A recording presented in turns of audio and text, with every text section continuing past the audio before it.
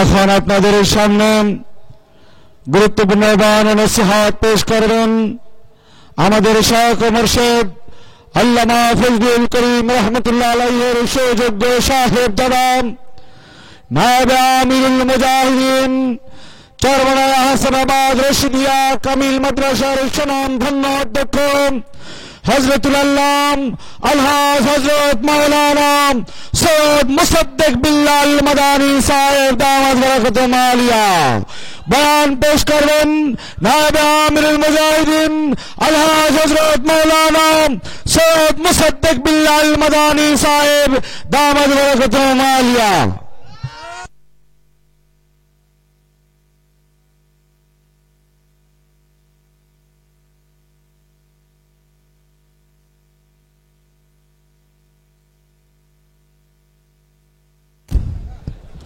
السلام عليكم ورحمة الله وبركاته. الحمد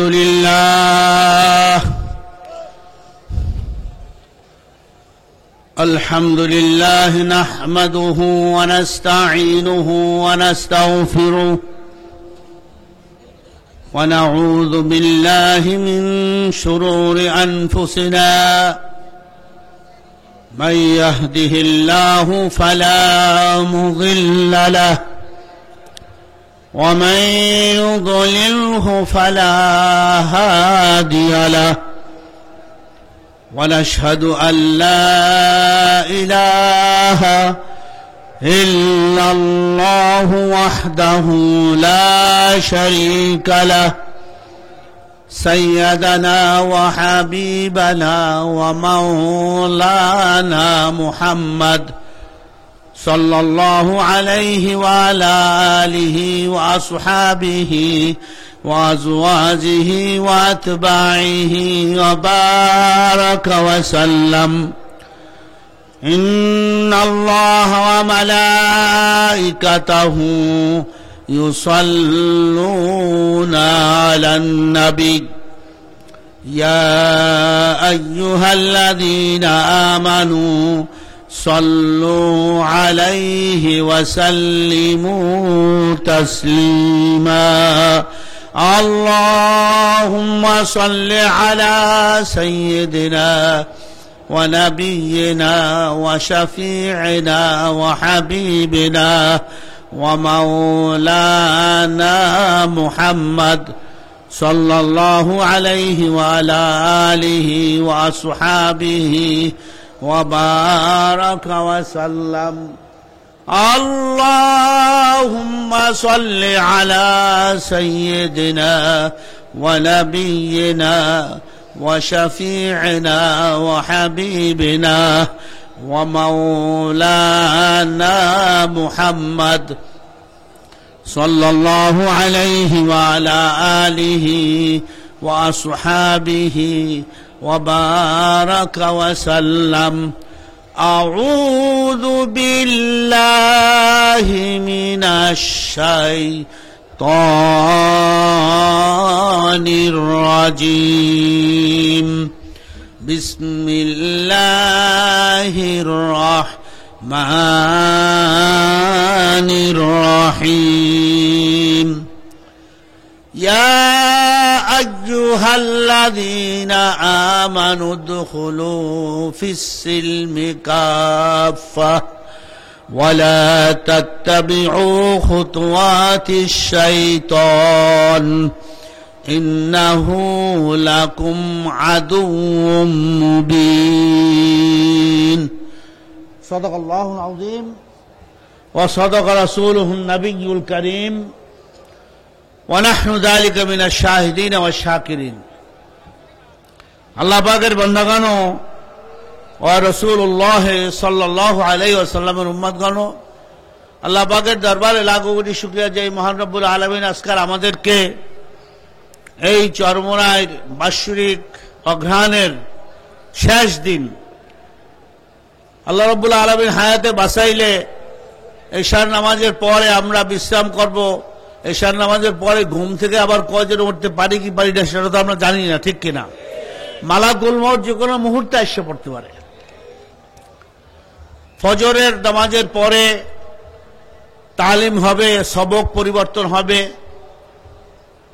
এরপরে যারা এই পর্যন্ত গত অগ্রহায়ণ থেকে অগ্রহায়ণে যারা আমাদের মুজাহিদ ভাইরা দুনিয়া থেকে চলে গেছেন, ইন্তেকাল করছেন, তাদের নামের তালিকা আসবে। একদিন আপনার নামের তালিকাও আসবে, আমাদের নামেরও তালিকা আসবে। ঠিক আসবে কি আসবে না? তারপর আমাদের আমিরুল মুজাহিদিন তিনি দোয়া করবেন ইনশাআল্লাহ। আমি আজকাল সংক্ষেপে আপনাদের সম্মুখে ইসলাম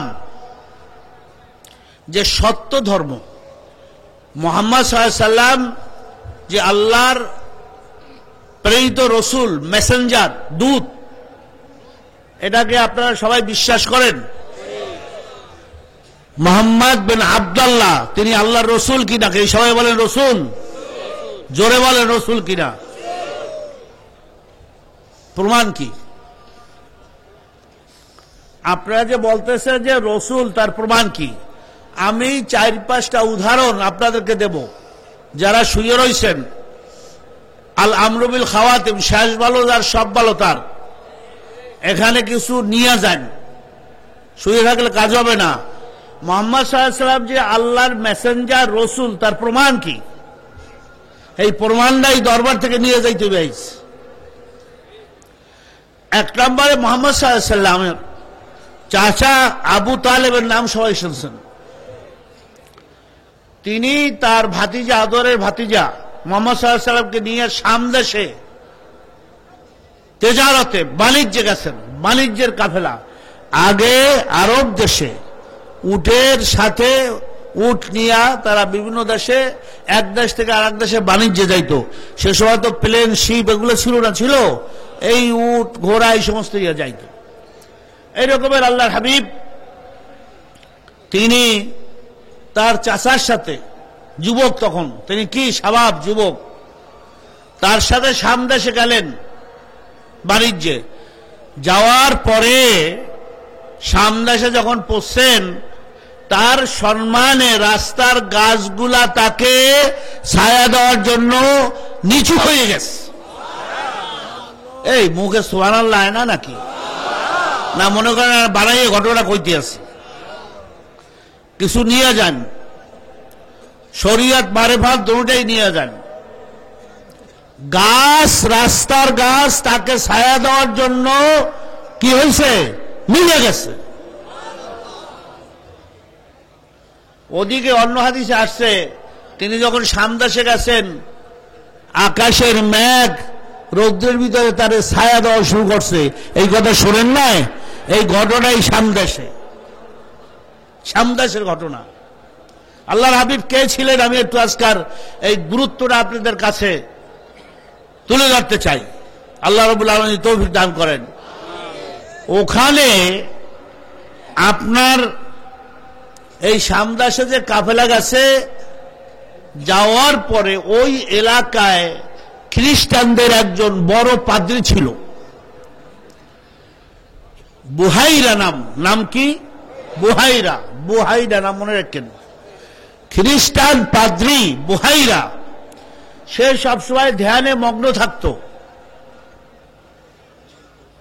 সে টের পাইল যে একটা কাফেলা আসছে, একটা দল আসছে। সে বের হইছে, ধ্যান পাইছে। কারণ সে একজন বড় কি দরবেশ, সুফি দরবেশ কয় না, খ্রিস্টানদের সুফি দরবেশ। অনুসারীরা সবসময় একবার ইবাদতের মধ্যে মশগুল থাকে। নামিয়া সে কাফেলার ভিতরে যাইতে যাইতে ওই যে যুবক মুহাম্মদ সাল্লাল্লাহু আলাইহি সাল্লাম, তার কাছে গেছে। তার কাছে যাইয়া এই বুহাইরা খ্রিস্টানদের পাদ্রীকে, খ্রিস্টানদের পাদ্রী তার কাছে যাইয়া বলে যে এই যুবকের গার্জিয়ান কে? এই যুবক যে আসছে কার সাথে আসছে? গার্জিয়ান কে? বুহাইরা তাওরাতে যা কিছু আছে রাসূলুল্লাহ সাল্লাল্লাহু আলাইহি ওয়াসাল্লাম সম্পর্কে বলছে না, সেগুলা সব তিনি পড়িয়া মুখস্থ। সে এই যুবকের ভিতরে আখরি নবী মুহাম্মদ রাসূলুল্লাহ সাল্লাল্লাহু আলাইহি ওয়াসাল্লামের সব কিছু সে দেখতে পাইতেছে। আল্লাহু আকবার, আল্লাহু আকবার। বুহাইরা জিজ্ঞাসা করে যে এই যুবকের সাথে কে আসছে। তখন লোকজনে বললে যে এর গার্জিয়ান হচ্ছে তার চাচা আবু তালেব। আবু তালেবকে ডাক দিস, কে? ওই বুহাইরা খ্রিস্টান পাদ্রী। বলে আপনি তাড়াতাড়ি আপনার ভাতিজা মোহাম্মদকে এই সামদেশ থেকে নিয়ে দেশে ফিরে যান, কেননা রুমে যদি যায় রুমের লোকেরা এই ছেলেকে যুবককে তালাশ করতেছে, তাকে মারিয়ে ফেলাবে। কথাটা বুঝছেন না বুঝছেন না? যে মোহাম্মদ সাল্লাল্লাহু আলাইহি ওয়াসাল্লাম যে নূতন কোন ধর্ম নিয়ে না আসতে পারে তাকে কি করবে? মারিয়ে ফেলাইবে। যেমন বর্তমানে আমাদের দেশে, পৃথিবীর বিভিন্ন দেশে মুসলমান মারতেছে না, কাশ্মীরে মারতেছে, বার্মায় মারতেছে, ওই আফগানিস্তানে মারতেছে, সিরিয়ায় মারতেছে, ইয়ামানে মারতেছে না? তাই রকমের যে তাড়াতাড়ি এই যুবকের ভিতরে ওই এইগুলা সিফাত গুণগুলা দেখে সে করে তাড়াতাড়ি ফিরে যান। এরপরে তিনি ফিরে গেলেন। এখান থেকে প্রমাণিত হইল যে মুহাম্মদ সাল্লাল্লাহু আলাইহি ওয়াসাল্লাম যখন যায় রাস্তার গাছ নিচু হয়ে তাকে ছায়া পর্যন্ত দিচ্ছে। আপনার আকাশের মেঘ পর্যন্ত তাকে ছায়া দিচ্ছে।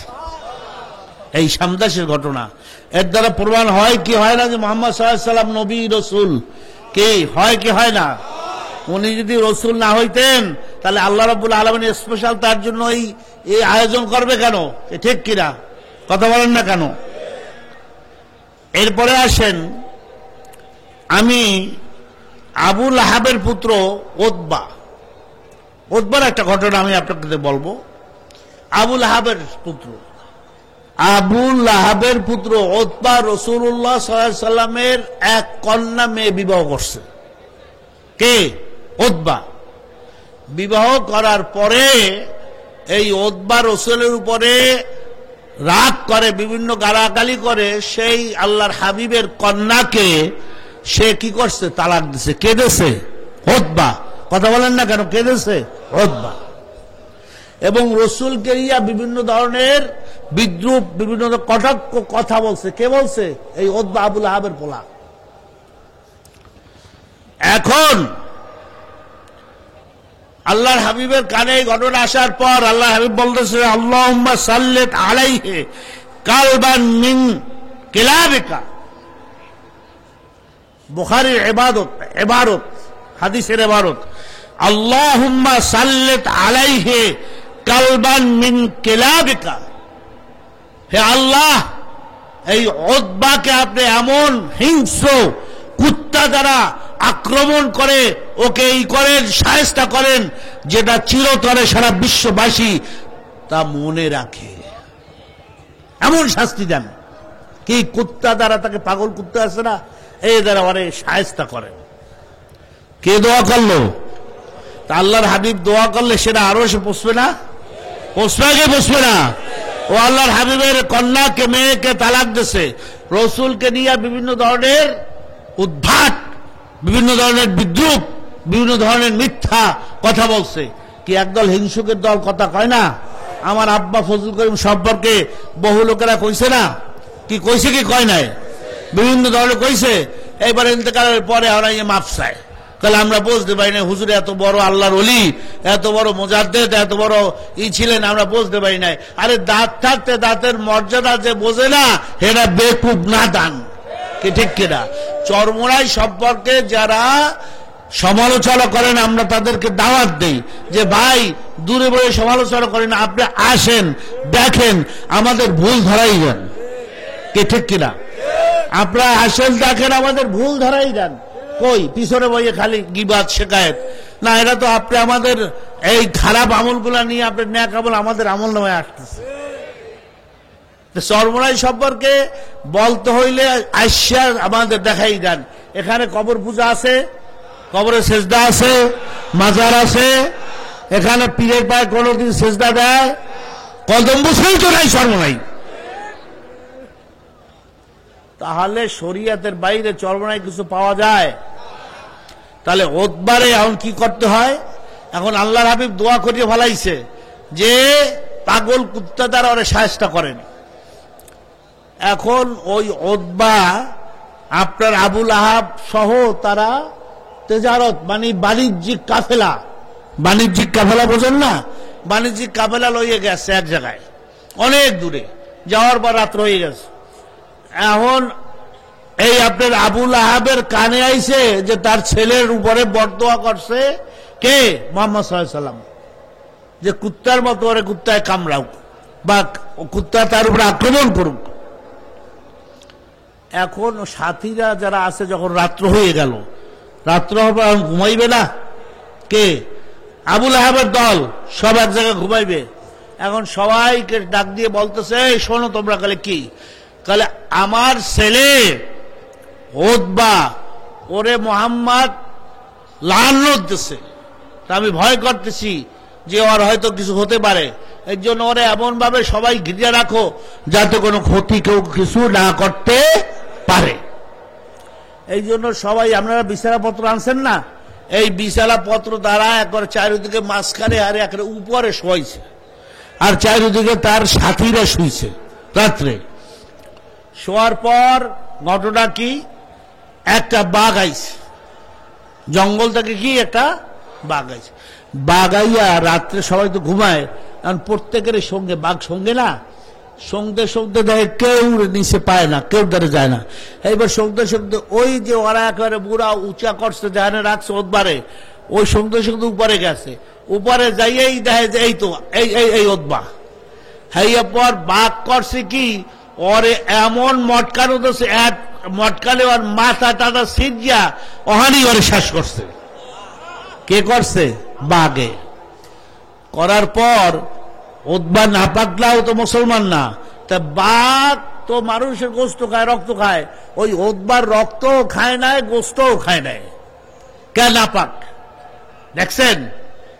না পাক দেখিয়া তার গোস্তও খায় নাই, রক্তও খায় নাই, বাঘ চলে গেছে। তারপর দেখা যে মরা। তা আল্লাহর হাবিব যে আল্লাহর রসুল ছিলেন, কি এটা প্রমাণিত হয় কি হয় না? এবং তার দোয়া কবুল হয়েছে কি হয় নাই? হয়েছে কি হয় নাই? আচ্ছা, আপনি দেখেন, যখন মক্কার কাফেরেরা চ্যালেঞ্জ দিল যে মুহাম্মদ সাল্লাল্লাহু আলাইহি সাল্লাম আপনি আল্লাহর রসুল না, নবী না, তাহলে কি আপনি যদি এই চাঁদকে দ্বিখণ্ডিত করে দেখাইতে পারেন, দুই টুকরো করে দেখাইতে পারেন, আমরা বিশ্বাস করবো আপনি আল্লাহর নবী। কি এই ঘটনা আপনারা জানেন না? আচ্ছা, যখন বলল, তখন আল্লাহর হাবিব আল্লাহর ইশারায় তিনি চাঁদকে আঙ্গুল দ্বারা ইশারা করলো, হে চাঁদ দ্বিখণ্ডিত হয়ে যাও, আল্লাহর হুকুমে চাঁদ দ্বিখণ্ডিত হয়ে গেল। সবাই বলে সুবহানাল্লাহ। দ্বিখণ্ডিত হওয়ার পর আবার চাঁদ লেগে গেল। এখন আপনার কোন জায়গা পায়ে হাতে যদি কেউ কাটে চাকু দিয়ে বা দাও দিয়া, সেইটা জোড়া লাগলে কি একটা দাগ থাকবে না? থাকবে কি থাকবে না? আচ্ছা, ওই দাগ রয়ে গেছে। এখন ওই যে নাসা, আপনার যারা চাঁদে গেছে, নীল আর্মস্ট্রং, গ্যাগারিন, তারা চাঁদে গেছে, চাঁদে যাওয়ার পরে ওই দেখতে পাইল যে ওই তারা ছবি তুলছে, ছবি তোলার পর গবেষণাগার হয়েছে নাসা, সেটার নাম কি? নাসা। সেটা হিস্টনে, আমি নিজে গেছি আমেরিকার হিস্টনে, টেক্সাসে হিস্টন। সেখানে এই নাসা বিশাল হাজার হাজার একর জমির উপরে এই গবেষণা কেন্দ্র। সেখানে যে ছবি পাঠাইছে তাতে দেখা যায় ওই যে 1450 বছর আগে চাঁদকে যে মুহাম্মদ সাল্লাল্লাহু আলাইহি সাল্লাম হাতের আঙ্গুলের ইশারা দ্বারা দ্বিখণ্ডিত করেছে, ওই সময়ই সেই চাঁদ দ্বিখণ্ডিত হয়েছে। সবাই বলে সুবহানাল্লাহ। তাহলে এর দ্বারা কি প্রমাণ হইল যে আল্লাহর হাবিব কি আল্লাহর রসুল না রসুল না? কি রসুল না রসুল না? কথা বলেন না কেন?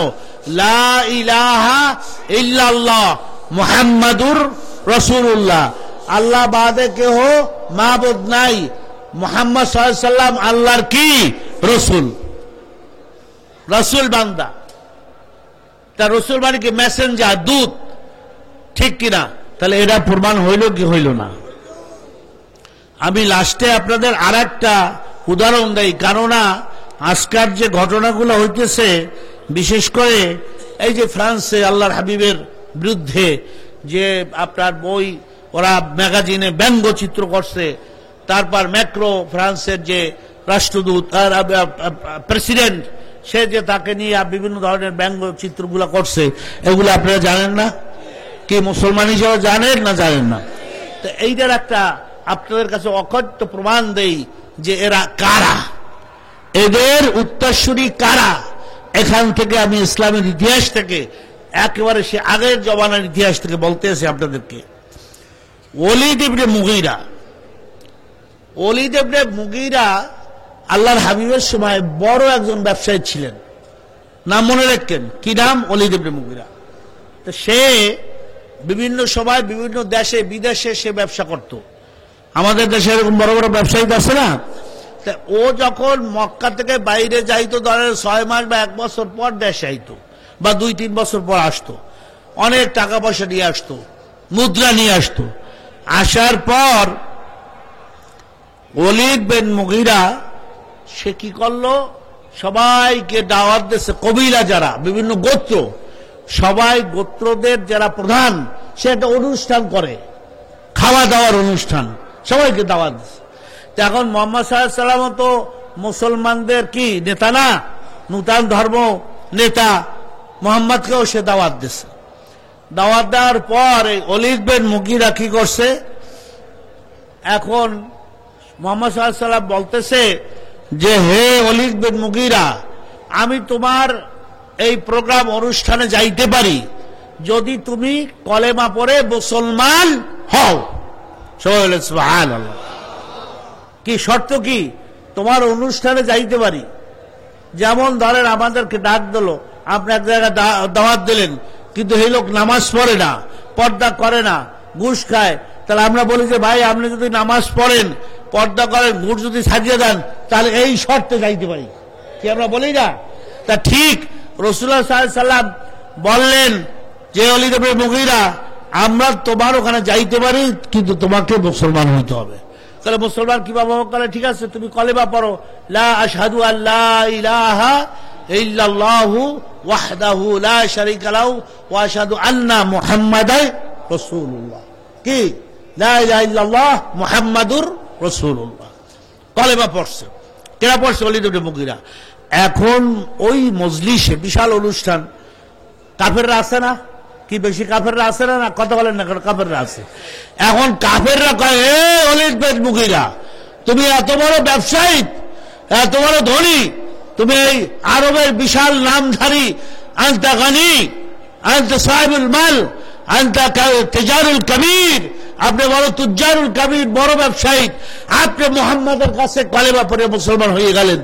এটা আপনার জন্য লজ্জাস্কর কিনা, নিন্দনীয় কিনা? এখন আরে ফুলায় কি করতে আছে, এটা আপনি করতেছেন, আপনি এত বড় কিছু। এখন কাফেররা আরে ধরছে, কালে তাহলে এখন কি করতে হবে? কালে তুমি যদি ওলীদ ইবনে মুগীরা, তুমি যদি মুহাম্মদ সাল্লাল্লাহু আলাইহি ওয়াসাল্লাম, মুহাম্মদ বিন আব্দুল্লাহ, ওরা তো সাল্লাল্লাহু আলাইহি ওয়াসাল্লাম কয় না, মুহাম্মদ বিন আব্দুল্লাহকে যাইয়া যদি তুমি মুখের থুতু মারতে পারো, তাহলে আমরা বুঝবো যে আসলে তুমি মুসলমান হও নাই। কে? ওলীদ ইবনে মুগীরা কইতে আছে যে আসলে ওটা আমি মুখে বলছি, লা ইলাহা ইল্লাল্লাহ মুহাম্মদ রাসূলুল্লাহ মুখে বলছি, আমি অন্তর দিয়ে কলব থেকে বলি নাই। এই অঙ্ক বুঝাইতেছে কে গো? কাফের গো, ওই যে বেশিরভাগ কাফের সেই প্রথম জমানায়, ইসলামের একেবারে প্রথম জমানায়, তাহলে আমি মুখে বলছি করি নাই।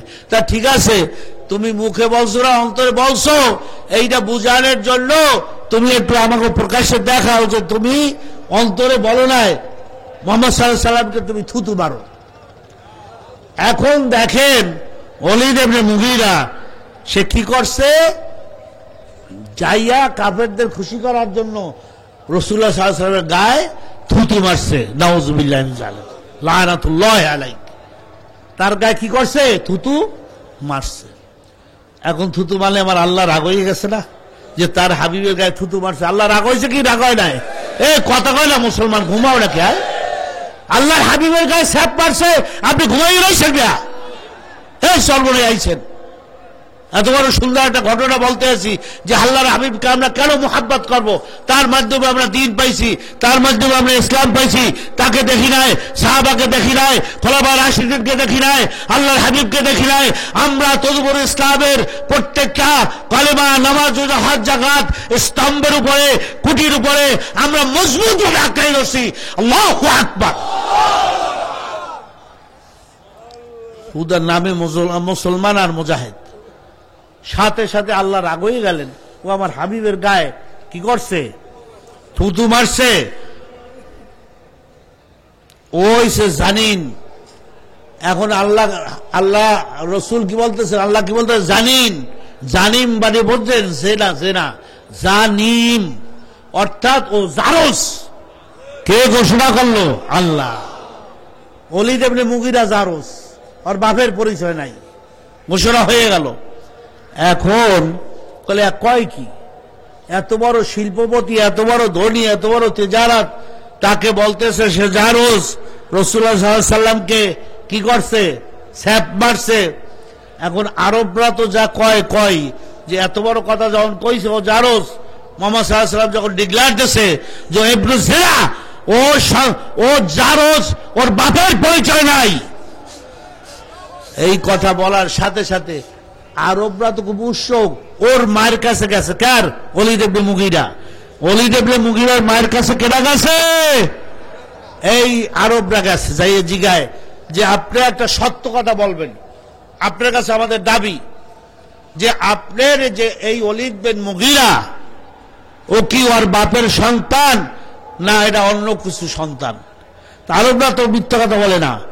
ওই মহিলা খুব কাসুবাসু করতেছে, খেতাবে যেভাবে লাগছে, কইবেরা শেষ পর্যন্ত বলল যে হ্যাঁ, আমি ওর বাপের সাথে বিবাহের আগে এই সন্তান ধারণ করছি। জারস প্রমাণিত হয়ে গেল। সবাই বলে সুবহানাল্লাহ। কি জারস হইল না? এখন আপনি দেখেন ওলীদ ইবনে মুগীরা তাহলে জারস প্রমাণ হয়ে গেল। কে বলল? তার মায়ে যে ওর বাপের সাথে বিয়ার আগে ও আমার গর্বে আইছে, তাহলে কি হইল? জারস হইল না? হয়েছে না? হয় নাই? তো সালমান রুশদি স্যাটারেট ভার্সেস লেখছে, স্যাটারেট ভার্সেস যে আপনারা জানেন শয়তানের কথা বুঝছেন, এই শয়তানের কথা স্যাটারেট ভার্সেস সে বলছে কোরআনকে নিয়া। কি বলছে? স্যাটারেট ভার্সেস, এবং রসুলকে নিয়ে বিভিন্ন ধরনের শয়তানি কথা বলছে। কথা বলে নাই, আমি বলতে চাই না। তাহলে ওই হিসাবে এই সালমান রুশদি ও জারস। কি জারস কি জারস না? এখন আপনাদেরকে আমি প্রমাণ করাই দেই চরমনাই মাহফিলে।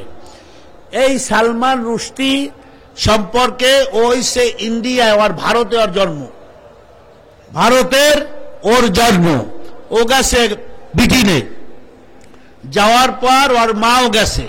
তা এখন ওর মা ছিল আর এক দেশে, ওর বাপ মার সাথে 4-5 বছরের কোনো দেখা সাক্ষাৎ নাই। এটা কিন্তু গবেষকরা বাইর করছে, যারা পর্যালোচনা করছে, ইতিহাস নিয়ে পর্যালোচনা করছে। কারণ কোরআন ওলীদ ইবনে মুগীরাকে বলছে যে ওরা জারস, এই আল্লাহর হাবিব বলছেন জারস। তাহলে এটাও ওই সালমান রুশদিও যে আল্লাহর হাবিব সম্পর্কে বিভিন্ন ধরনের কটূক্তি করবে, ওগুলা জারস। কি জারস কিনা? এই দেখেন প্রমাণ। 5 বছরে সালমান রুশদির বাপ আর মার লগে কোনো দেখা সাক্ষাৎ নাই, এর মধ্যে সালমান রুশদির জন্ম হয়ে গেছে। পাওয়া গেল গবেষণায় যে সালমান রুশদি জন্মগ্রহণ করছে আর মায়ের বাপের লগে খবর নাই। তাহলে মাঝখানে অন্য পুরুষের লগে ও আকাম করছে। কি করছে না? কি করছে কি করে নাই? আকাম করিয়া ও জারস, সালমান রুশদি ও জারস, এটা প্রমাণ হয়ে গেল। সবাই বলেন জারস কি জারস না? এখন আসেন এই ম্যাক্রো, ওই ফ্রান্সের যারা আল্লাহর হাবিবের কার্টুন করছে, ব্যঙ্গ করছে, বিভিন্ন ধরনের ব্যক্তি করছে, বিভিন্ন ধরনের তাকে নিয়ে আর্ট করছে, ব্যঙ্গচিত্র করছে, যারা করছে প্রত্যেকের খবর নিয়ে দেখেন এগুলো সব জারস, জারজের কারখানা। এগুলা একটাও বাপের পরিচয় নাই। মুসলমান কথা বলে না কেন? এগুলা সব জারস। আজকাল আবার বলার উদ্দেশ্য যে মুসলমানকে জানিয়ে শুনে ইসলাম সম্পর্কে, রসুল সম্পর্কে জানতে হবে। সে আমাদের নবী ছিলেন কি ছিলেন না? ছিলেন কি ছিলেন না? ওয়ামা আরসালনাকা ইল্লা রাহমাতাল লিল আলামিন। আল্লাহ নিজে বলতেছেন সারা বিশ্বের রাহমাতাল লিল আলামিন হিসাবে আমি মুহাম্মদ সাল্লাল্লাহু আলাইহি সাল্লামকে প্রেরণ করছি সারা বিশ্বের। কি ঠিক কিনা? এ বাবারা, আমার ভাইরা, চরমোনাই যারা আসছেন খেয়াল করিয়া দেখেন। আরে আমার হাবিবের মাধ্যমে, মুহাম্মদ সাল্লাল্লাহু আলাইহি ওয়াসাল্লামের মাধ্যমে আমরা দিন পাইছি। একটার পর একটা দলিল, অকট্য প্রমাণ, পৃথিবীর মধ্যে হাজার হাজার প্রমাণ আছে আমার নবীজিতে যে আল্লাহর রসুল এবং মেসেঞ্জার। তারপর তার সম্পর্কে 100 বইয়ের ভিতরে লেখছে যে একজন অমুসলিম, সে 100 বই লেখছে ব্রিটেনে। লেখার পর 100 মনীষীর নাম লেখছে, সে কিন্তু অমুসলিম। জর্জ বার্নার্ড শাহ, সে লেখতেছে প্রথম নম্বরে যে নাম লাগছে তার নাম মুহাম্মাদুর রাসূলুল্লাহ সাল্লাল্লাহু আলাইহি সাল্লাম। আজকাল অমুসলিমরা পর্যন্ত বলতেছে মুহাম্মদ সাল্লাল্লাহু আলাইহি সাল্লাম 1 নম্বর লোক। সে বিশ্বের সমস্ত মানুষকে এক করে, এক গোত্রে আইনা তাদেরকে তাদের হক এবং তাদের যে যে পাওনা, নারীর অধিকার দেশে কে? মুহাম্মদ সাল্লাল্লাহু আলাইহি সাল্লাম। ইসলাম দেশে কি দেয় না বলেন? ওই যুগে আইয়ামে জাহিলিয়াতে জ্যান্ত কবর দেওয়া হয়তো মেয়েদেরকে, ঠিক কিনা বলেন? আমার আল্লাহর হাবিব ঘোষণা করলেন যে মায়ের পায়ের নিচে সন্তানের বেহেশত, মেয়েদের পাল্লা পুষে যারা বিবাহ দেবে তাদেরকে আল্লাহ জান্নাত দেবেন। এইভাবে বিভিন্ন ধরনের আর মেয়েদের সম্পর্কে, মেয়েদের সম্পদ, পিতামাতার সম্পদ পাইবে, ঠিক কিনা বলেন? ঠিক তদুরভাবে হিন্দুরা কিন্তু মেয়েদের বিবাহ দিলে আর কোন সম্পদ হিন্দুরা তাদের মেয়েদেরকে দেয় না। দেয় কি দেয় না? দেয় না। আজকাল জানতে হবে একের পর এক নারীর যে সম্মান, সেটা ইসলাম দেশে আর কেউ দেয় নাই। কিন্তু নারীদেরকে ভোগ্য পণ্য করছো তোমরা, ঠিক কিনা? টেলিভিশনে যদি একটা আপনার কি দেয়, বিজ্ঞাপন দেয়, অ্যাডভার্টাইজ দেয়, ওই একটা মাইয়ারে খাড়া করিয়ে রাখে, ওই দাড়ি কামানের বেলেডের একটা অ্যাডভার্টাইজ দেয়, একটা মেয়েরে আনিয়ে রাখে, তাহলে ভোগ্য পণ্য করছে কিনা বলেন? হ্যাঁ, ওদেরকে নারীদের সম্মান কি খোলামেলার মধ্যে না ঢাকার ভিতরে? কি কথা বলেন না কেন? তাহলে ইসলাম সম্মান নারীদেরকে দেশে।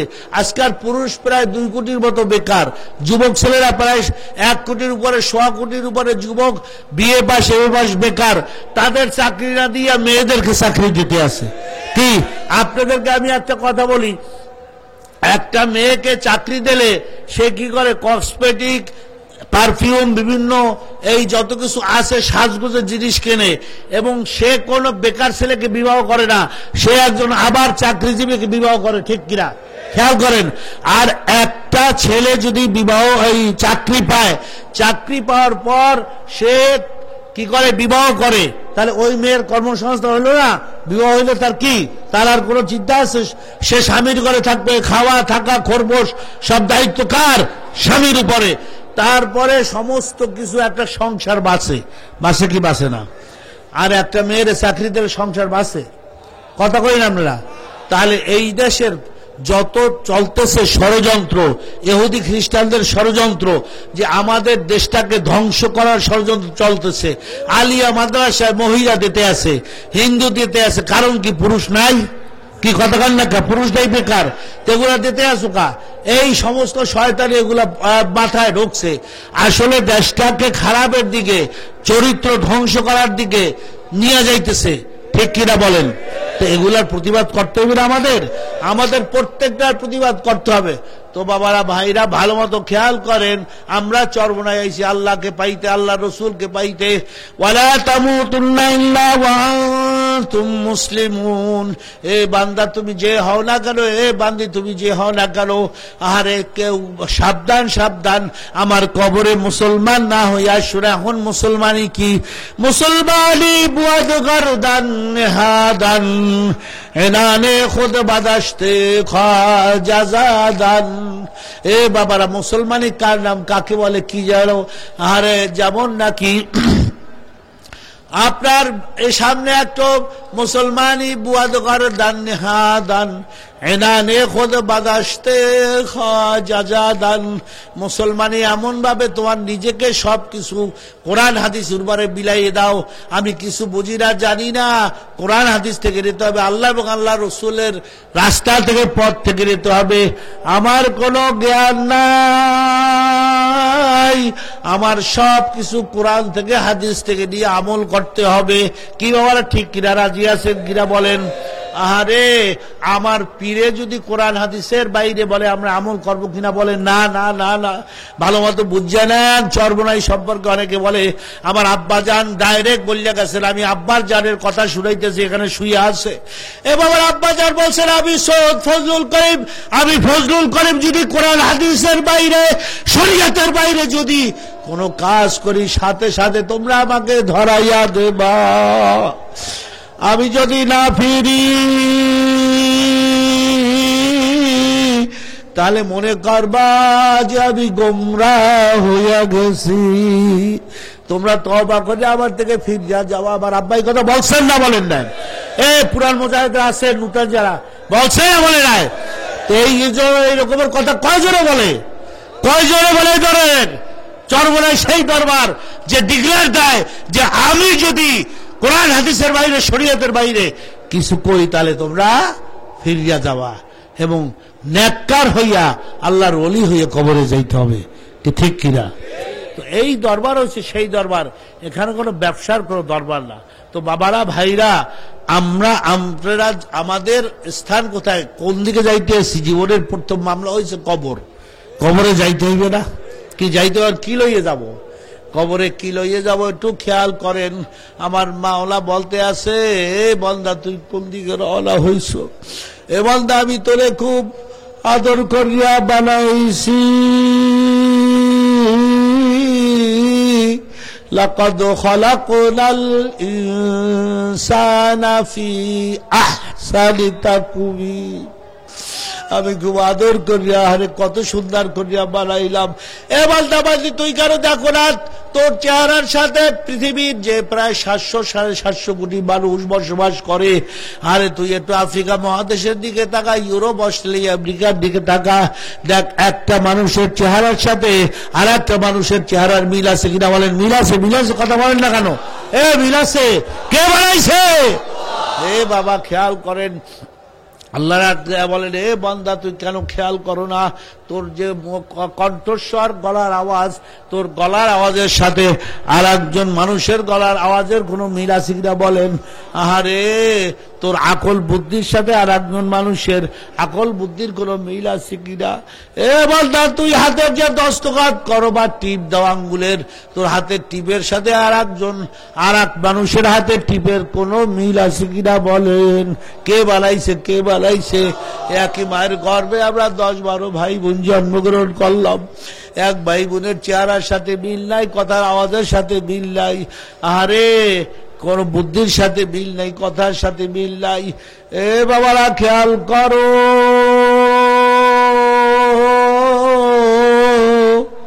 हम सब मुसाफिर है, कब्र आखिर ठिकाना, कोई आगे रवाना है, कोई पीछे रवाना। चलो मुसाफिर बंदोगा टूरी, बहुदूर जाना होगा, आज बे जाना कल बे जाना, एक दिन जाना होगा। বাবারা, আহারে এইটা মুসাফির খানা, লজিং বাড়ি, জাগির বাড়িরা থাকার জায়গা না। এক আল্লাহর ওলি দরবেশ সুফি, সে বাদশার দরবারে যাইয়া, বাদশা তখন সিংহাসনে বসে বিচার করতে আছে। সে ঢুকিয়া গেছে, যাই ঢুকিয়া বলতেছে, হে বাদশাহ নামদার, আপনার যে এই বাড়ি সিংহাসনের মালিককে? কলে এই তো মালিক আমি। এখন যত সেনা আছে, মন্ত্রিসভা উঠতে গেছে, ওরে ধরিয়া মারবে। সবাইকে বললো বসো বসো, দেখি এই বান্দা কি বলে।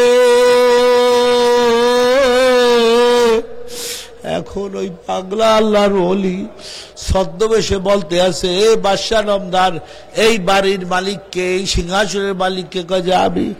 কলে আপনি মালিক যদি হয়ে থাকেন, আপনার আগে এই সিংহাসনে কে বসছে? কলে আমার বাবা। কলে সে কোথায়? কলে সে তো কবরে চলে গেছে। বাদশাহ নামদার, আপনি বলেন আপনার বাবা এখান থেকে কবরে চলে গেছে, আপনার বাবার আগে এই সিংহাসনে কে বসছে? কলে আমার দাদা।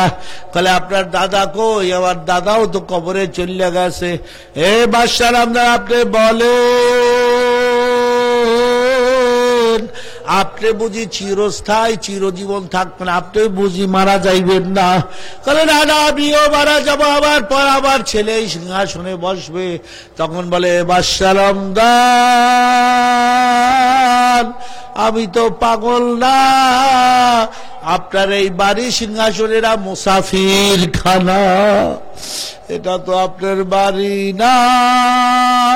এ বাবা রাজকার চর্মরাই আসছেন আপনারা ছুটটা, আপনি যে বাড়িতে থাকেন এই বাড়িতে আপনার আব্বা আম্মা, এই বাড়িতে রয়েছে অনেকের আব্বা আম্মা নাই, এর আগে আপনার ওই বাড়িতে আপনার দাদা দাদি রয়েছে, ঠিক কিনা বলেন? আরে তারা কই, তারাও তো নাই, তারা চলে গেছে। আপনার দাদা দাদির আগে আপনার বড় দাদা বড় দাদি ছিলেন, তারা কই, তারাও তো কবরে চলে গেছে। আপনি আমি বুঝি আপনার বাড়িতে আপনি চিরতরে থাকবেন, চিরজীবন থাকবেন না?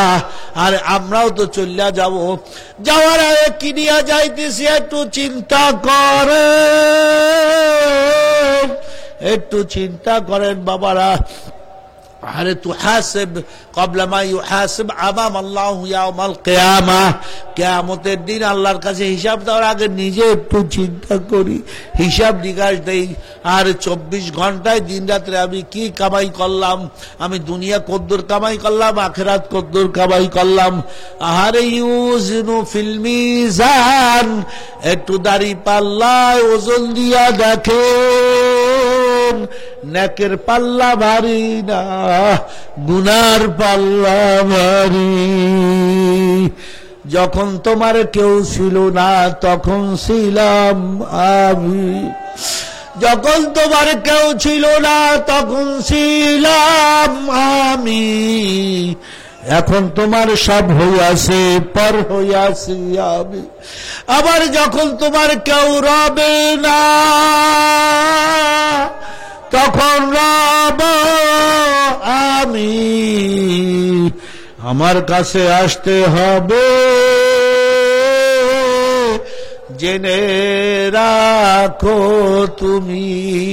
এ যাবা কই, যাওয়ার তো জায়গা নাই।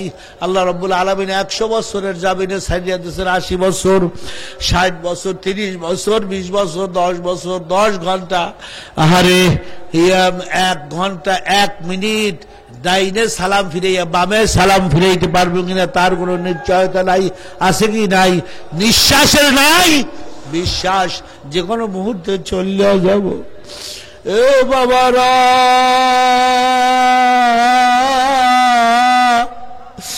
এখনো ফেরো ফেরো হাতে পায়ে ধরিয়া বলতে আছি, চর্মনাই আসছেন মাওলারে পাইতে।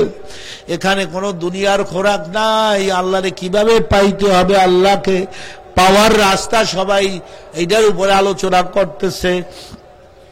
আরে আপনি অসুস্থ হয়েছেন, জ্বর হয়েছেন, কেউ হোমিওপ্যাথি ওষুধ খাইতেছে, কেউ এলোপ্যাথি প্যারাসিটামল খাইতেছে, কেউ নাপা খাইতেছে, কেউ রেনোভা খাইতেছে, আরে বিভিন্ন ধরনের হামদর্দের ওষুধ খাইতেছে, ঠিক কিনা? বিভিন্ন ধরনের সাধারণ ওষুধ খায়। আমার মাওলারে পাওয়ার জন্য একটাই রাস্তা, কোরআনের রাস্তা। আর এইটাকে ব্যাখ্যা দিচ্ছেন আমার হাবিব মুহাম্মদ সাল্লাল্লাহু আলাইহি সাল্লাম। এই রাস্তা ছাড়া অন্য কোন রাস্তা নাই। আমি গেছি তুর্কিতে, আমেরিকা থেকে তুর্কিতে গেছি ইস্তাম্বুলে যাওয়ার পর আমার খেয়াল নাই যে ওখানে আবু আইয়ুব আনসারী রাদিয়াল্লাহু তাআলা আনহুর ওখানে কবর আছে। আমি শুনলাম, আমি যেদিন আবার যাব ওখান থেকে নিউ ইয়র্কে আমার প্রোগ্রাম, টার্কি এয়ারলাইন্সে যাব এই আগের বছর, গতবারের আগের বছর।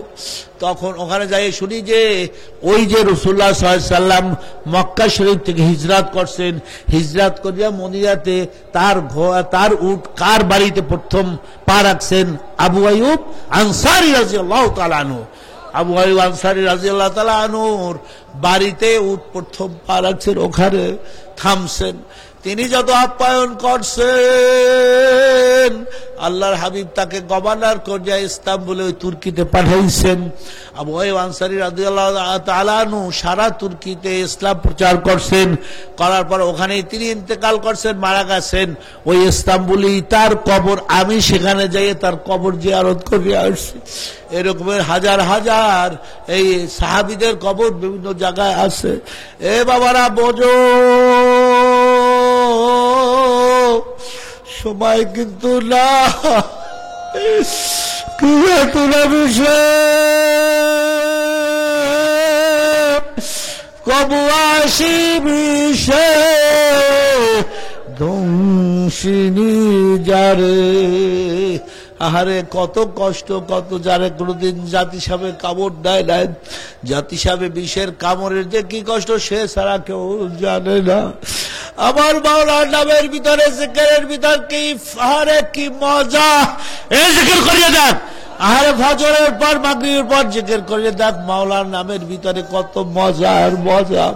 আহারে ফেন্সিডিল খাও মনে করো মজা, না না, আমার মাওলার জেকের সেজদা দিয়া দেখ কি মজা। আরে রুহের খোরাক পাবি মজা। আমাকে পরশুদিন একজন অফিসার বলতেছে, হুজুর আমি এই চরমনায় আসার পর আমার মনটা খুব আত্মতৃপ্তিতে, আমি খুব খুশি লাগতেছে, খুব শান্তি পাইতেছি চরমনায় আসার পর। এ বাবা আল্লাহর ওলিরা শুয়ে রয়েছে এখানে, কত আল্লাহর ওলিরা আছে।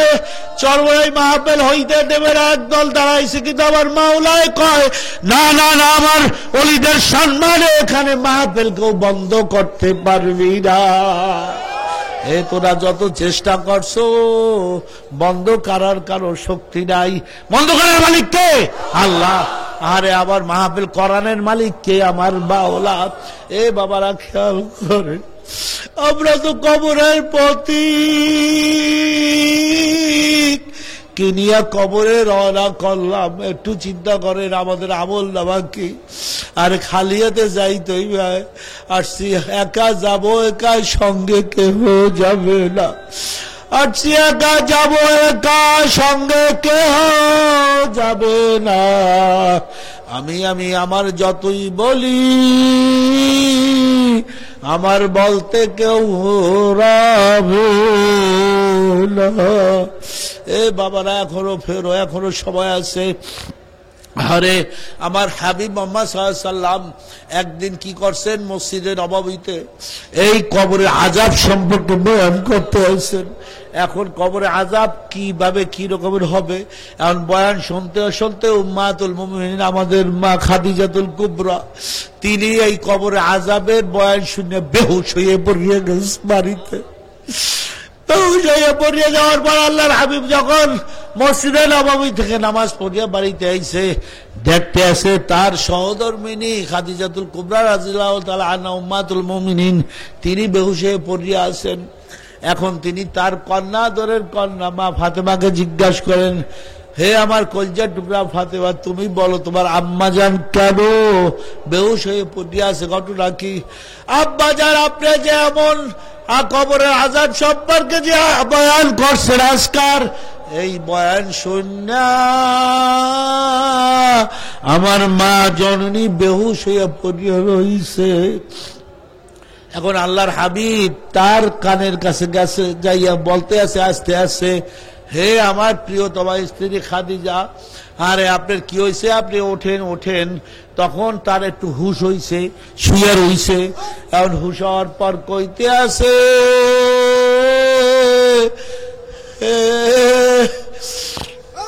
রাসূলুল্লাহ আল্লাহর হাবিব, আমার স্বামী মুহাম্মদ সাল্লাল্লাহু আলাইহি ওয়াসাল্লাম আপনাকে 3টা ওয়াদা করতে হবে, 3টা শর্ত আমার মানতে হবে।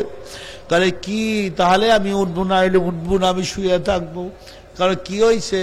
তাহলে 1 নম্বরে আমি এই যে আযাবের কথা শুনলাম, কবরের আযাব, আপনার মৃত্যুর পর আপনার যে কামিজ আছে, জামা আছে, ওই জামা পেঁচাইয়া আমারে কাপড়ের কাপড় দিয়া কবরে রাখবেন। রাজি আছেন কিনা বলেন? প্রিয়তমা স্ত্রী খাদিজাতুল কুবরা রাদিয়াল্লাহু আনহাকে এমন ভালোবাসতেন, এইটাকে কয় ভালোবাসা, স্বামী স্ত্রীর ভালোবাসা। বর্তমানে যে ভালোবাসা সব কি চাহিদা, আমার এইটা দাও, ওইটা দাও, ওই সোনা দাও, কাপড় দাও, জমি দাও, ফ্ল্যাট দাও, খালি দাও আর দাও। আসলে যে স্ত্রী ভালোবাসে সে স্বামীর উপরে রাজি খুশি আছে। স্বামী যদি ছেঁড়া কাপড় পরায় তাহলেও খুশি, স্বামী যদি একবারে দামিও শাড়ি পরায় তাহলেও খুশি। ঠিক কিনা বলেন? এই রয়েছে আসলে স্বামীর পাগল। একদল আছে স্বামীর কাছে পুরোই ফেলায়, ওই ঘুষ খায় আর আনে, আজগো ফ্রিজ দিতে হবে, আজগো আমার হাত দিতে হইবে, আজগো আমার গাড়ি দিতে হইবে, আর যতদূর পারো কোরআন জানবা জানি না, স্বামীর খালি ঘুষ খাইতে কয়। কি ঠিক কিনা? এখন দেখেন খাদিজাতুল কুবরা রাদিয়াল্লাহু তাআলা আনহা বলতে আছেন, আমি উঠবো না, আপনি যদি আপনার কামিজ দ্বারা আমার কাফনের মৃত্যুর পরে কাফন বানাইয়া আমারে যদি কবরে রাখেন। আল্লাহর হাবিব বলতেছেন, ঠিক আছে, আমি আপনার প্রথম শর্ত মানলাম, আপনার দ্বিতীয় শর্ত কি একটু বলেন? আমার দ্বিতীয় শর্ত, আমার যে কবর খুঁজবেন, কবরে আমার লাশ রাখার পূর্বে, লাশ রাখার আগে আপনি ওই কবরটায় শুইয়া আইবেন। কারণ আল্লাহর নবী, আপনার তো জাহান্নামের আগুন স্পর্শ করা দূরে থাক, আপনার থেকে দূরে থাকবে, তা আপনার গায়ের যদি এখানেই থাকে, আপনার গায়ের এখানে ছায়া থাকে, মাটিতে যদি আসর থাকে, এই মাটিতে কোনদিন আযাব হবে না। সবাই বলে সুবহানাল্লাহ। এই কথা বলার পর আল্লাহর হাবিব তার প্রিয়তমা স্ত্রীর জন্য তিনি বললেন, ঠিক আছে, আমি আপনার দ্বিতীয় শর্ত মানলাম। স্ত্রী দ্বিতীয় শর্ত মানলো।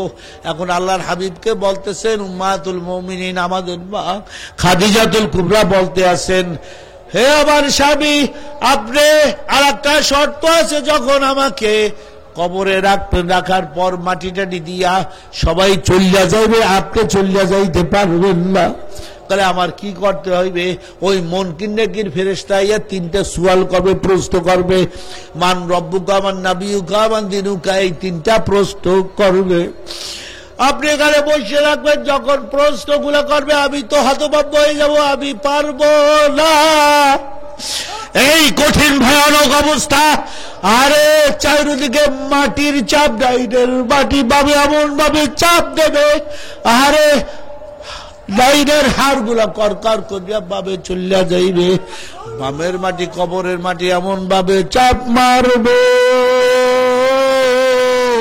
বাবনের হাড্ডি গুলা বাবে করকর করিয়া চলিয়া যাইবে। হে আল্লাহর নবী, আপনি বসে থাকবেন, আপনি এই জবাব না দিয়া যাইতে পারবেন না। ঠিক আছে, আমি রাজি আছি। বাবারা দেখেন, খাদিজাতুল কুবরা কিছুদিন পরে ইন্তেকাল করলেন। ইন্তেকালের পরে ঠিকই হাবিব মুহাম্মদ সাল্লাল্লাহু আলাইহি সাল্লাম তার জামা দিয়া, কামিজ দিয়া, তার কাপড়ের কাপড় বানাইয়া তারে কি করলেন, কাপড়ের কাপড় দ্বারা, তার জামার কাপড় দ্বারা তাকে মোড়াইয়া দিলেন। দ্বিতীয়ত, তাকে কবরে রাখার আগে সে নিজে কবরে শুইয়া আসলেন। তৃতীয়ত, যখন তারে কবরে রাখছেন, রাখার পর এখন সবাই চলিয়া গেছে, তিনি জানল। স্ত্রীকে ওয়াদা করছে, আমাকে একা বানাইয়া যাইবেন না। হে আমার হাবিব, আমার প্রিয় স্বামী গো, ওই ভয়ঙ্কর অবস্থা আমি তো জবাব দিতে পারবো না।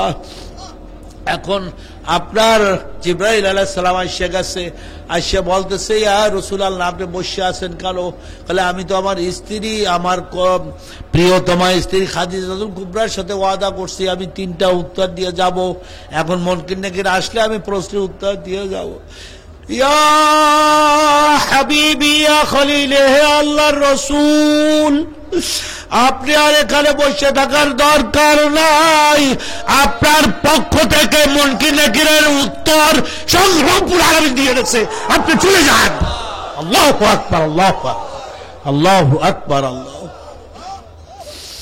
আরে আমার হাবিব তার স্ত্রীকে কেমন ভালোবাসা বাসত, আল্লাহ স্বয়ং উত্তর দিয়ে দিয়েছে মুনকির নাকির ফেরেশতার। এ বাবারা, ফেরো ফেরো, সময় কিন্তু নাই, কার সময়। আরে আমরা চলে যাই, আমরা জানি না আজকারও মাগরিবের পর একটা জানাজা হয়েছে, হয় নাই? আহারে একটা মাগরিবের পর জানাজা হয়েছে, আপনার আমার যে কোনো মুহূর্তে জানাজা হইতে পারে। মরার আগে মরিয়া যাও, মৌত কবলাল মৌত, মরার আগে মরিয়া যাও, এখনো সময় আছে।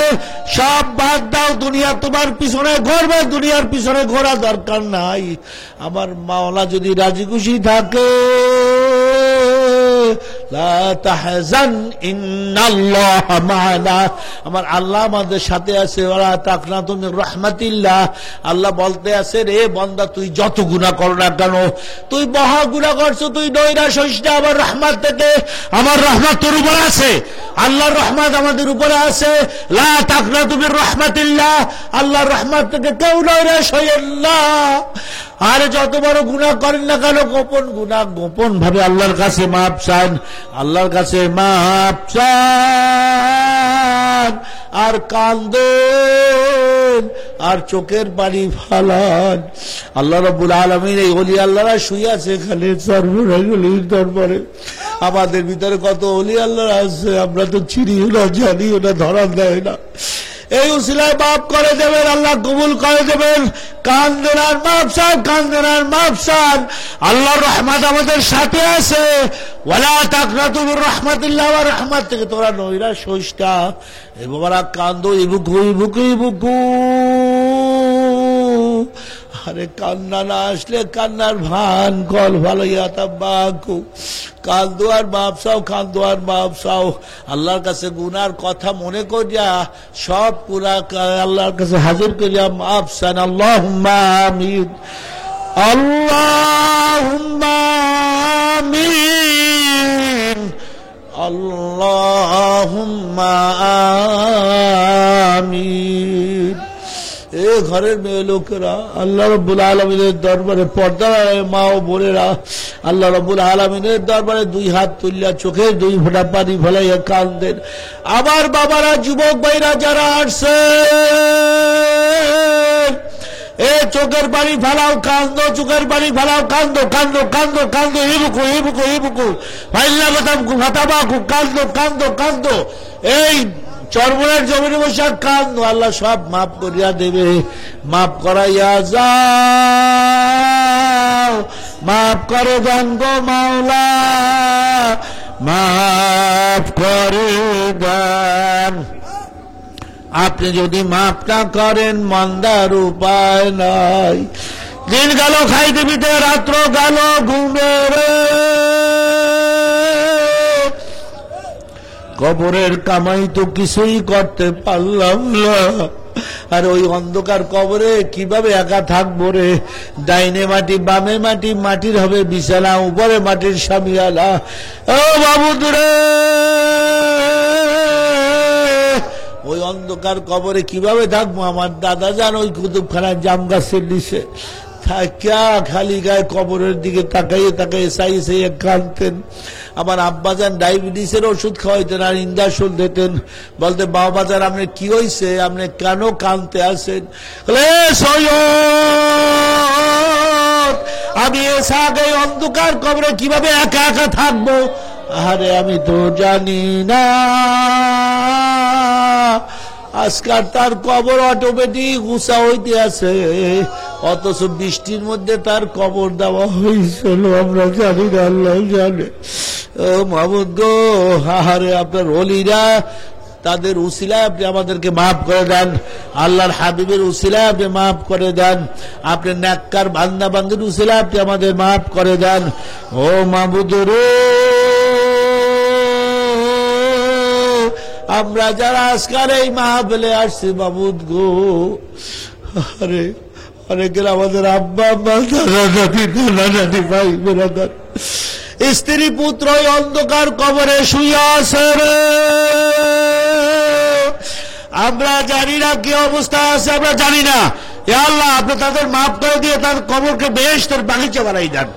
আমার যে ভাইরা আসছে, যাদের আব্বা আম্মা, দাদা দাদি, নানা নানি মারা গেছে, আরে তাদের আব্বা আম্মা, দাদা দাদি কি অবস্থায় কবরে আছে আমরা জানি না। আরে আমার আব্বা জান ফজলুল করিম রহমাতুল্লাহ আলাই, দাদা জান ইসহাক সাহেব রহমাতুল্লাহ আলাই, মা জননী সহ দাদুর সহ যারা এখানে শুয়ে আছে, আল্লাহ সবাই কবরকে আপনি বেহেশতের ভিতরে বলন্দ করে দেন। আল্লাহ নূরে নূরান্বিত করে দেন। আল্লাহ তাদেরকে আল্লাহ বেহেশতের উচ্চ মাকাম দান করে দেন। ইয়া আল্লাহ, এই তরিকা, এই মাদ্রাসা, এই আমাদের দিন কায়েম সংগঠন ইসলামী আন্দোলন কোরআন শিক্ষা বোর্ড, আল্লাহ কিয়ামত পর্যন্ত হকের উপরে আপনি চলার আল্লাহ ব্যবস্থা করে দেন। আল্লাহ হকের উপরে চলার ব্যবস্থা করে দেন, হকের উপরে চলার ব্যবস্থা করে দেন। এইটা নিয়ে যারা ষড়যন্ত্র করবে আল্লাহ তাদের হেদায়েত করেন, হেদায়েত করেন, হেদায়েত না হলে ধ্বংস করে দেন। ইয়া আল্লাহ, এই তরিকা নিয়ে যারা ষড়যন্ত্র করবে, এই মাদ্রাসা নিয়ে যারা তরিকা নিয়ে আরে যারা আন্দোলন নিয়ে ষড়যন্ত্র করবে আল্লাহ ওদের হেদায়েত করেন, হেদায়েত করেন, হেদায়েত করেন, হেদায়েত না করলে ধ্বংস করে দেন। ইয়া আল্লাহ, এমন খাদেম তৈরি করে দেন যারা এই তরিকার জন্য, ইসলামের জন্য, আন্দোলনের জন্য জানমাল দিয়া কাজ করবে, সেই খাদেম আপনি তৈরি করে দেন। ও বাবু দূরে আপনার বান্দারা কান্দে কেন, ওদের চোখে পানি কেন? আপনি তো জানেন আলিমুল বিদাতে সুদূর, আরে অন্তরে কি আছে, কষ্ট আছে, ওদের ব্যথা দুঃখ কষ্ট আপনি দেখতে আছেন, জানতে আছেন। যারা হাত তোছে তাদের প্রত্যেকের মনের ব্যথা দুঃখ কষ্ট দূর করিয়া দেন। ইয়া আল্লাহ, মনের কষ্ট ব্যথা দূর করিয়া দেন। ওদের বিপদ আপদ আছে, বিপদ আপদ আপনি দূর করে দেন, বালা মুসিবত দূর করিয়া দেন। ইয়া আল্লাহ, অনেকে মামলা মোকদ্দমা আছে, মামলা মোকদ্দমা থেকে সবাইকে আপনি হেফাজত করেন। ইয়া আল্লাহ, ইসলামী হুকুমত কায়েম করে দেন।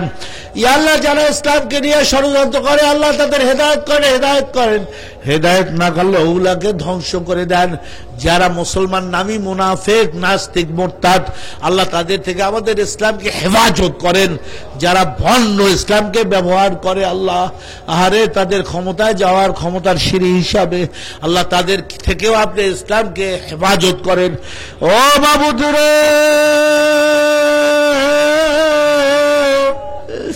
আজ একা যাব, একা, সঙ্গে কেহ যাবে না। বাবু তাহারে আপনি ছাড়া তো কেউ সাথী হবে না। মাওলা যতদিন বাঁচাই রাখেন, বাকি জীবনে ইসলামের তরিকার উপরে চলার তৌফিক দান করে দেন। আহারে প্রত্যেকের মনের ন্যাক মকসুদ গুলা পুরা করিয়ে দেন। যার যা মনে কষ্ট, কষ্টগুলা দূর করে দেন। আর যাদের ছেলে মেয়ে নিয়ে কষ্ট আছে, স্ত্রীকে নিয়ে কষ্ট আছে, স্ত্রীরা কথা শোনে না, নামাজ পড়ে না, পর্দা করে না, স্বামীর কথা শোনে না, আল্লাহ তাদেরকে আপনি হেদায়েত করে দেন। আল্লাহ তাদেরকে দিনদার বানাই দেন। ইয়া আল্লাহ, ইয়া আল্লাহ, দিনদার বানাইয়ে দেন, দিনদার বানাইয়ে দেন। আল্লাহ দিনদার বানাইয়ে দেন। আল্লাহ ঘরে শান্তি দিয়ে দেন। রব্বানা হাব লানা মিন আজওয়াজিনা ওয়া যুররিয়াতিনা কুররাতা আ'য়ুন ওয়াজআলনা লিল মুত্তাকিনা ইমামা। আল্লাহ তাদের আপনি চোখের শান্তি বানাই দেন, সন্তানদেরকে নেককার বানাই দেন, স্ত্রীদেরকে নেককার বানাই দেন। ও বাবুদরে, আপনি তো দেখতে আপনাদের রহমতের ফেরেশতা দেখতে আছে। মাবুদ গো, আপনি আমাদের খালি হাতে ফিরিয়ে দিয়েন না। মাবুদ গো, যখন এই কঠিন সময় সেই মালাকুল মউত আজরাইল সালামকে আপনি পাঠিয়ে দেবেন আমাদের জান কবজ করার জন্য, ওই সময় আল্লাহ আমরা যেন ভীতু না হইয়া যাই, আমরা সবাই যেন আল্লাহ ঈমান নিয়ে কলেমা পড়িয়া মৃত্যু বরণ করতে পারি, শেষ নিঃশ্বাস দিতে পারি, সেই ব্যবস্থা করে দিয়েন। আল্লাহ আপনাদের সমস্ত সফর্দ করে দিলাম। আল্লাহ আপনি আমাদের জালেমের জুলুম থেকে হেফাজত করেন। আল্লাহ আপনি আমাদের জাদুকরের জাদু থেকে হেফাজত করেন। আল্লাহ আপনি আমাদের হিংসুকের হিংসা থেকে হেফাজত করেন। ইয়া আল্লাহ আপনি আমাদের ষড়যন্ত্রকারীর ষড়যন্ত্র থেকে হেফাজত করেন। ইয়া আল্লাহ আমরা তো সমস্ত সফর্দ করে দিলাম। সফর দাম বাতু মায়ে খেসেরা তুদানি হিসাবে কম বেশেরা। রব্বানা আতিনা ফিদ দুনিয়া হাসানাতাও ওয়া ফিল আখিরাতি হাসানাতাও ওয়া কিনা আযাবান নার। ربنا لا تزغ قلوبنا بعد إذ هديتنا وهب لنا من لدنك رحمة إنك أنت الوهاب. ربنا ظلمنا أنفسنا وإن لم تغفر لنا وترحمنا لنكونن من الخاسرين. رب ارحمهما كما ربياني صغيرا.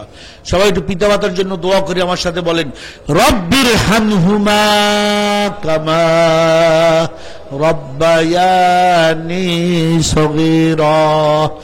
رب ارحمهما كما ربياني صغيرا. وصلى الله تعالى على خير خلق سيدنا محمد وآله وصحبه أجمعين. سبحان ربك رب العزة عما يصفون وسلام على المرسلين وارحمنا معهم বিরহমাতিকা ইয়া আরহামার রাহিমিন। আসসালামু আলাইকুম ওয়া রাহমাতুল্লাহি ওয়া বারাকাতুহু। এখন আজান হবে, সবাই কাতার সোজা করেন। এখন এশার নামাজের জন্য তৈরি করি।